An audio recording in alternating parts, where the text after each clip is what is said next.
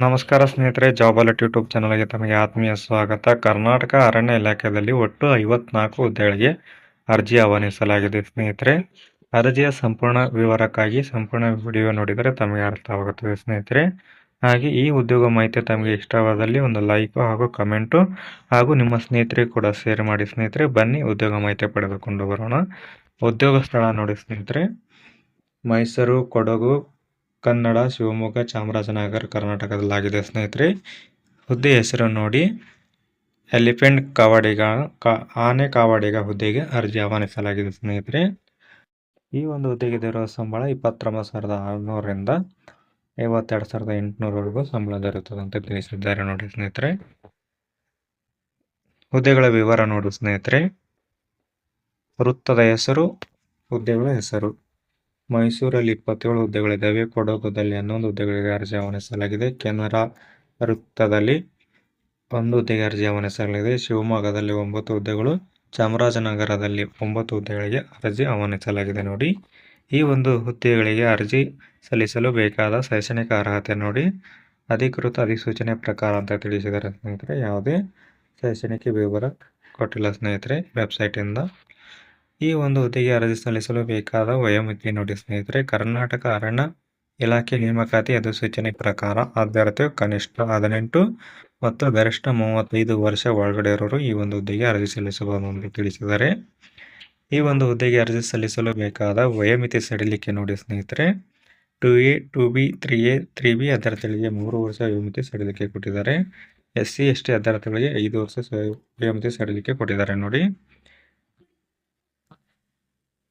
ಈ ಒಂದು ಹುದ್ದೆಗೆ ಅರ್ಜಿ ಸಲ್ಲಿಸೋದು ಹೇಗೆ ನೋಡಿ ಸ್ನೇಹಿತರೆ. ಆಸಕ್ತ ಮತ್ತು ಅರ್ಹ ಅಭ್ಯರ್ಥಿಗಳು ನಿಗದಿತ ಅರ್ಜಿ ನಮೂನೆಯ ಮೂಲಕ ಆಫ್ಲೈನ್ನಲ್ಲಿ ಅರ್ಜಿ ಸಲ್ಲಿಸಬಹುದು. ಅರ್ಜಿದಾರರು ಅರ್ಜಿ ನಮೂನೆಯನ್ನು ಸಂಬಂಧಿತ ಸ್ವಯಂ ದೃಢೀಕರಿಸಿದ ದಾಖಲೆಗಳೊಂದಿಗೆ ಕೆಳಗೆ ನೀಡಿರುವ ವಿಳಾಸಕ್ಕೆ ಸೆಪ್ಟೆಂಬರ್ 3, 2026ರಂದು ಅಥವಾ ಅದಕ್ಕೂ ಮೊದಲು ಕಳಿಸಬಹುದು ಅಂತ ತಿಳಿಸಿದ್ದಾರೆ ನೋಡಿ. ವಿಳಾಸಗಳು ನೋಡ್ಕೊಂಡು ಬರೋಣ ಬನ್ನಿ ಸ್ನೇಹಿತರೆ. ಚಾಮರಾಜನಗರ ವೃತ್ತ ಕಚೇರಿಗೆ ಕಳಿಸಬೇಕಂತ ತಿಳಿಸಿದ್ದಾರೆ. ಮೈಸೂರು ನೋಡಿ, ಅರಣ್ಯ ಸಂರಕ್ಷಣಾಧಿಕಾರಿ ಕಚೇರಿ, ಮೈಸೂರು ವೃತ್ತ, ಮೈಸೂರು ಅರಣ್ಯ ಭವನ. ಈ ಒಂದು ವಿಳಾಸಕ್ಕೆ ತಾವು ಸ್ಪೀಡ್ ಪೋಸ್ಟ್ ಮುಖಾಂತರ ಆಫ್ಲೈನ್ ಮುಖಾಂತರ ಅರ್ಜಿ ಸಲ್ಲಿಸಬಹುದು ನೋಡಿ ಸ್ನೇಹಿತರೆ. ಕೊಡಗು ಅರಣ್ಯ ರಕ್ಷಣಾಧಿಕಾರಿ ಕಚೇರಿ, ಕೊಡಗು ವೃತ್ತ, ಮಡಿಕೇರಿ ಅರಣ್ಯ ಭವನ. ಈ ಒಂದು ವಿಳಾಸ ಸ್ನೇಹಿತರೆ.